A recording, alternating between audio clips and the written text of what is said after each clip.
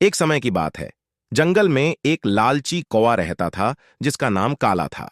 काला हमेशा अपने लिए ज्यादा से ज्यादा खाना जमा करता रहता था और कभी किसी के साथ कुछ भी साझा नहीं करता था। एक दिन काला को एक सुनहरी चमकती हुई चीज नजर आई। वह एक सुंदर सोने का सिक्का था जो जमीन पर पड़ा हुआ था। काला बहुत खुश हुआ और तुरंत उस सिक्के को अपनी चोंच में दबाकर अपने घोंसले की ओर उड़ने लगा। रास्ते में एक लोमड़ी ने उसे देखा। लोमड़ी ने सोचा कि इस सुनहरे सिक्के को कैसे हासिल किया जाए। उसने एक चालाक तरकीब सोची और कहा, काला भाई, इस सुनहरे सिक्के में जादू है। अगर तुम इसे नदी में फेंक दो तो यह तुम्हें और भी ज्यादा दौलत देगा।